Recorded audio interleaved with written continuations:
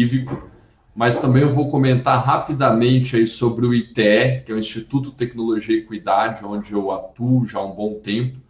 E logo depois eu vou falar do App Cívico como startup. É muito difícil compartilhar em um evento como que uma startup é financiada, como que uma startup dentro do setor de GovTech tem atuado e quais são os principais desafios. Então eu espero compartilhar com vocês de maneira bem sucinta esse trabalho no ITE, porque eu acredito que é muito importante do ponto de vista da atuação do App Cívico, e logo depois eu quero fazer uma abordagem de como que nós nos financiamos, qual é o nosso modelo de negócio e quais são os principais desafios como startup dentro do App Cívico. Tá? Bom, eu sou o Thiago Rondon, eu atualmente estou no ITE, que é o Instituto Tecnologia e Equidade. Eu também escrevo periodicamente na coluna Multidões da Época Negócios. Esse é o endereço que está aqui em cima, onde eu compartilho muitas informações, enfim, e muitos textos aí com relação a esse ambiente de Civic Tech e GovTech. E dentro do ITE, para começar o nosso bate-papo, eu gosto sempre de falar sobre o paradoxo do elefante. Ele é um conto que é muito utilizado para explicar problemas complexos, né? Então, basicamente, um rei coloca um elefante numa sala e pede para 6 cegos irem até essa sala e adivinharem o que tem lá na sala.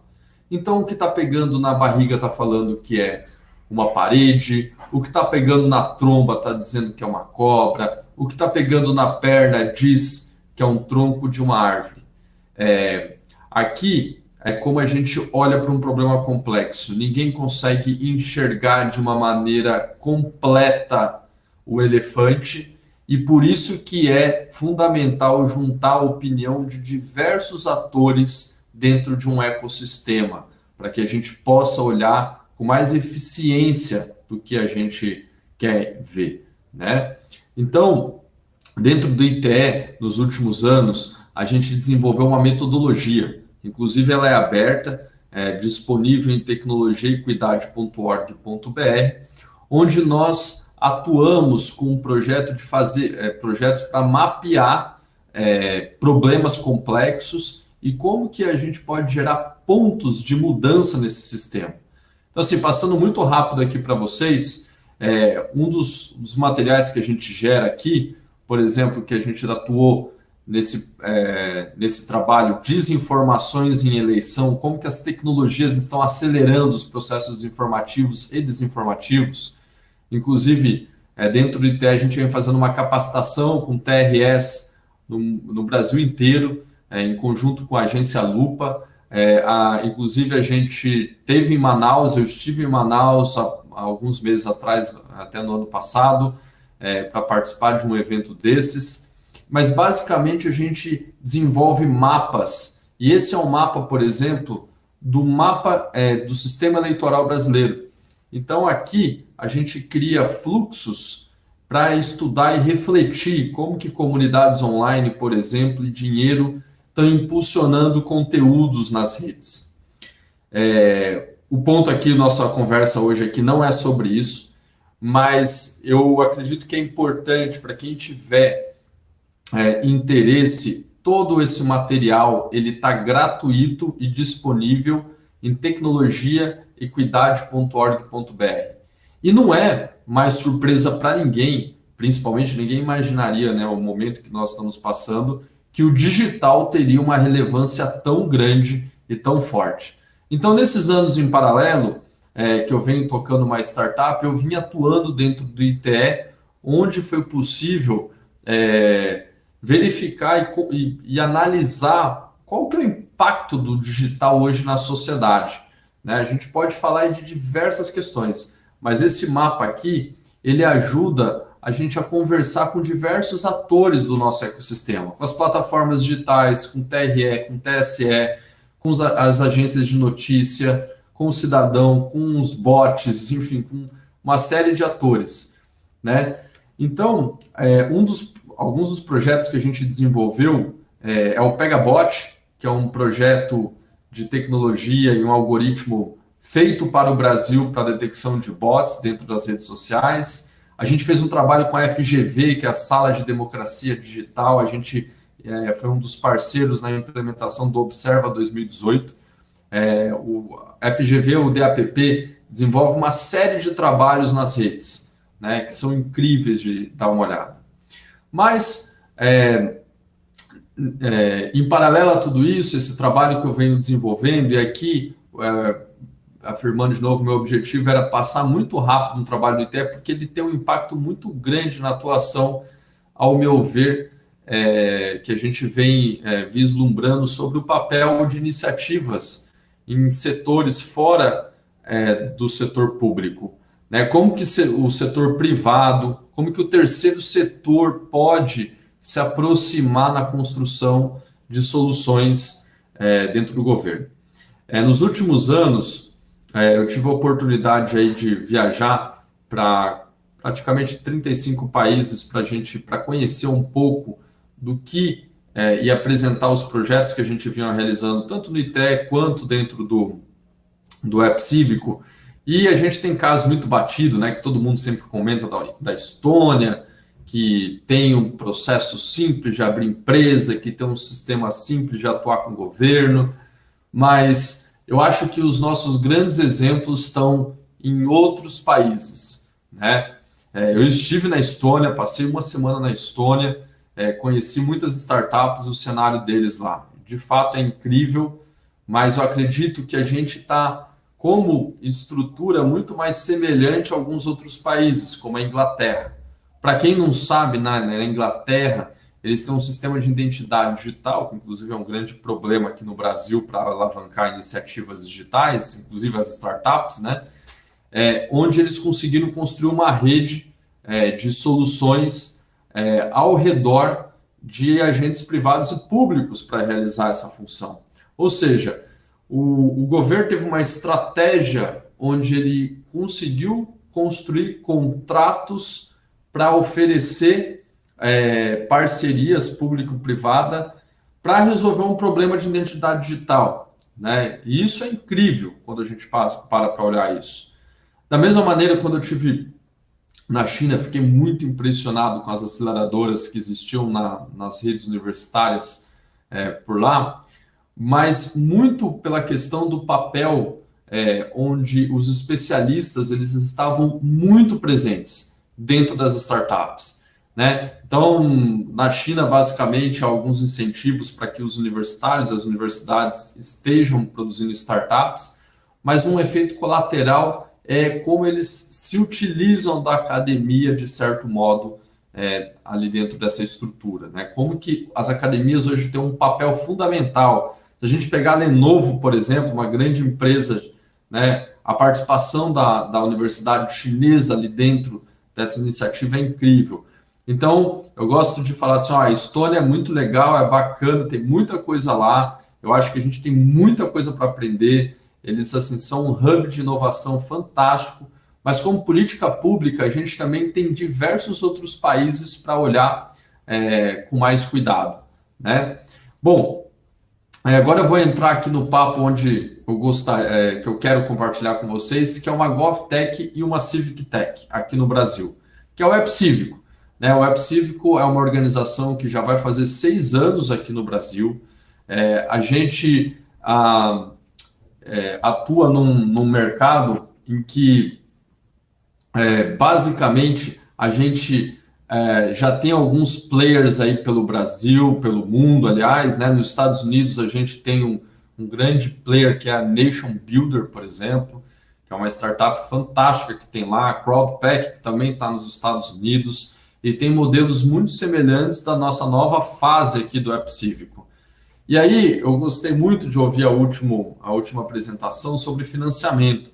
E é uma coisa que é difícil as pessoas quererem debater sobre esse assunto, geralmente, né? Não há muito espaço dentro de GovTech, CivicTech para esse tipo de abordagem.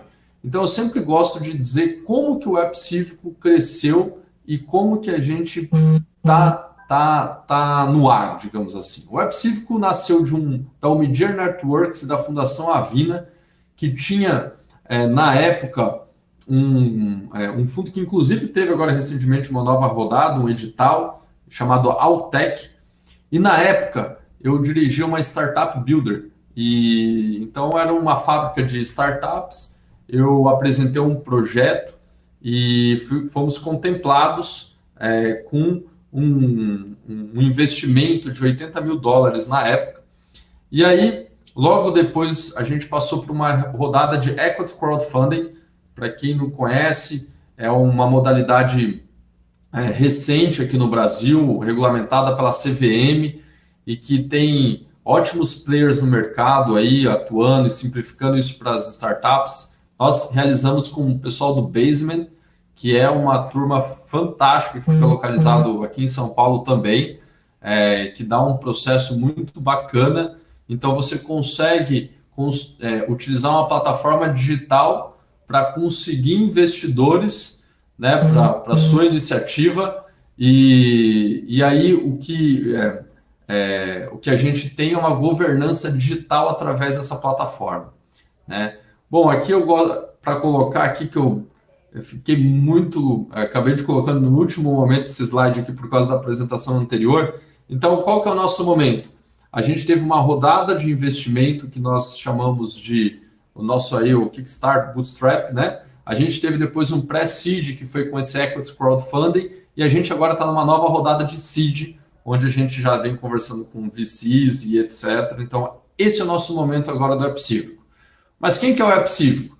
O Web Cívico hoje já desenvolvemos como consultoria mais de 100 projetos cívicos, atendemos mais de 1.000 lideranças políticas, já as nossas soluções presentes em 300 cidades e atuando com mais de 200 organizações do terceiro setor, né? Então aqui, basicamente, a gente tem 2 reconhecimentos muito bacanas. Um é o Prêmio Inovare, junto com um dos projetos que eu vou falar logo em seguida, e o Prêmio Mário Covas, de Inovação de Governo Aberto, aqui oferecido pelo Estado de São Paulo. Alguns projetos que a gente já desenvolveu como consultoria.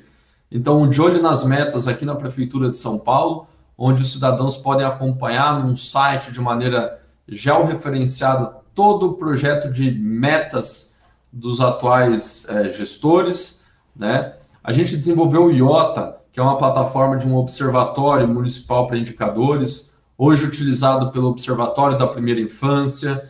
A gente vem atuando também em outros observatórios com essa mesma plataforma desenvolvida por nós. A gente teve o projeto Loop, um projeto financiado pelo Facebook, em que a gente trouxe uma solução feita na França pelo Le Monde para atuar e, digamos assim, tropicalizar para atuar dentro do Facebook nas eleições de 2018 e oferecer um canal para que as pessoas soubessem ter acesso mais às agências de checagem sobre notícias falsas. E o Voto Legal, em que a gente desenvolveu em 2016, junto com o Movimento contra a Corrupção Eleitoral, que foi o primeiro ano sem a participação das empresas como financiando as campanhas, e a gente resolveu desenvolver uma plataforma que qualquer candidato consegue subir um site e fazer o seu processo de financiamento eleitoral de uma maneira transparente, aberta. Então, em 2016, a gente lança essa plataforma. Em 2017, a gente atuou fazendo demonstrações no TSE, no Congresso. Inclusive, em 2018, a gente tem uma história muito bacana que virou, na reforma eleitoral, muitos dos nossos experimentos viraram lei. O Voto Legal, por exemplo, usa uma série de tecnologias muito inovadoras, como blockchain, para trazer autenticidade nas doações eleitorais. O Brasil é um dos únicos países do mundo que eu tenho conhecimento único que exige que nas plataformas digitais as doações eleitorais sejam abertas e de maneira transparente em tempo real. Isso traz uma confiabilidade muito maior. No Brasil, a gente não tem a cultura de realização de doações por pessoas físicas, mas vem aumentando no decorrer dos últimos anos. Bom, aqui são alguns dos clientes com que a gente atua atualmente, algumas das telas. Então, a gente, trabalhando nesse projeto de consultoria, a gente tem trabalhos já na Colômbia, como o Cildatos, a gente tem chatbots, a gente tem a plataforma. E o que a gente vem notando, né, e não só a gente, mas todo mundo, é que atuar com desenvolvimento sobre consultoria, além de ser difícil de escalar, né, ele também se mostra, ao mesmo tempo, que o mercado SaaS está crescendo absurdamente, né? Então, a gente tem uma quantidade de aplicações baratas e especializadas cada vez maior. E aí entra um grande desafio, né? Como que governos estão se aproveitando dessa rede de inovação ou de soluções tecnológicas, né? Então, uma das nossas respostas para isso agora é o lançamento da plataforma Juntos.digital. Aqui é só uma tela do sistema. Ele é um gestor de contatos de pessoas engajadas para lideranças, organizações, cidades, em que é possível pontuar a interação das pessoas entre elas. É um SaaS. Se paga R$ 399 por mês a partir disso e tem acesso a uma plataforma para fazer essa gestão, né? E voltando só ali no Voto Legal, isso aqui é uns slides de alguns números do Voto Legal, que a gente já realizou mais de 500 campanhas, com mais de 15 mil doadores. Mas o meu ponto aqui, que eu queria compartilhar com vocês, mais do que a solução, o nosso momento aqui, até para aproveitar o evento e a pauta do dia de hoje, são os desafios de uma Civic Tech se tornar uma GovTech.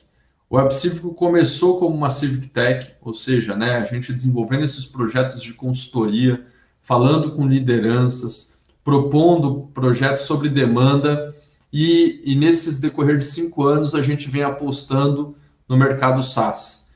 Ou seja, a gente está apostando em soluções bem especializadas para um mercado muito difícil, né, de propor soluções escaláveis. Quando a gente fala de inovação, quando a gente fala de tecnologia, às vezes é muito fácil pensar em soluções tecnológicas para uma cidade como São Paulo, Rio de Janeiro, Belo Horizonte, Manaus, enfim, e para as capitais. Mas e quando nós falamos das cidades no interior, a gente já começa a ter que ter um outro olhar, né? O Brasil é continental, a gente tem aí quase 6 mil municípios. E um dos nossos objetivos desde sempre do Web Cívico era levar soluções de baixo custo para o maior número de cidades, lideranças, enfim. Por exemplo, em 2016, quando nós iniciamos com as plataformas de crowdfunding, para um político colocar um site para fazer a arrecadação, ele tinha que fazer o contrato direto com uma Cielo, com uma processadora de pagamento, por exemplo. E as plataformas que estavam ali disponíveis na época custavam em média R$25 mil para colocar no ar. Então, ou seja, ninguém fazia. A gente entrou com um valor muito mais abaixo, né? Hoje, com em torno de R$400, um político consegue fazer a pré-campanha, a campanha com as nossas plataformas, e a gente consegue atender um número muito maior de candidatos numa plataforma como o SaaS. Da mesma maneira, a gente vem trabalhando no Juntos, que é uma plataforma para fazer gestão de contatos e criação de sites, com um valor muito menor. A gente quer levar essa solução para o maior número de pessoas dentro desse modelo. E o que eu percebo, não só aqui, mas no mundo, que é a importância de se olhar para esses projetos de Civic Tech, né, que saem, por exemplo, muitas vezes dentro do terceiro setor, na academia, enfim, e que falta um sustento, às vezes, e incentivos maior, né? Então, é importante dizer que, né, que startups, às vezes, muita gente é crítico a isso, é um experimento, a gente está falando de governo, mas o governo nunca pode falhar. Eu acho que essa tese de que a gente não pode experimentar dentro do governo, para mim é uma questão de falta de transparência sobre uma política pública de inovação, né? Muitas vezes você conseguir transparecer que há um cenário disponível para experimento, para problemas reais que a cidade ou alguém ali possa vir ter, é fundamental. E muitas vezes a transparência está com relação a dizer assim, olha, nós vamos experimentar 5 soluções, né? Mas o que a gente vê hoje de programas governamentais e que mata qualquer startup? Basicamente, às vezes são promessas ou um termo de cooperação entre prefeituras e startups, que não remuneram em nada as startups por essas iniciativas e deixa muito complicado quem pode participar, né, desses experimentos. Então eu vejo uma das coisas que eu sempre comento, né, que incentivos são contratos reais, são contratos que têm que ser realizados. E esses ambientes, a gente vem vendo algumas leis sendo fomentadas, como algumas leis aqui no interior de São Paulo sobre incentivo para startups, mas sempre com esse viés. Assim, olha, estamos abrindo aqui uma possibilidade de realização de um trabalho, mas esse trabalho em específico, ele não vai ser remunerado, né? Não tem uma construção para isso. O que acontece é que você afunila muito quem pode participar e quem não pode. Da mesma maneira, eu vejo uma falta de incentivo para que vários movimentos sociais hoje do terceiro setor, que são quase 800 mil dentro do Brasil, 800 mil organizações, não tem incentivo suficiente para criar modelos de sustentabilidade ou de negócio em cima disso. Assim como dentro das academias, enfim. Então, o que eu vejo olhando e observando aí ao redor do mundo são esse foco nos incentivos. Então, uma das mensagens que eu gostaria de compartilhar aqui, e até para ouvir um pouco vocês, é com relação a quais são os incentivos que as startups aqui precisam e onde que elas estão. Quem são os empreendedores dessas startups? Porque não é fácil, de fato, atuar dentro desse nicho que tem poucos incentivos e que torna extremamente complexo essa questão de atuação dentro do mercado. Bom, então é isso, quero deixar aqui alguns contatos, tecnologiaequidade.org.br, é onde está aquele mapa que eu gostaria de compartilhar com vocês, o webcivico.com, que é a página da empresa, os outros 2 produtos que a gente desenvolve e a coluna com que eu escrevo aí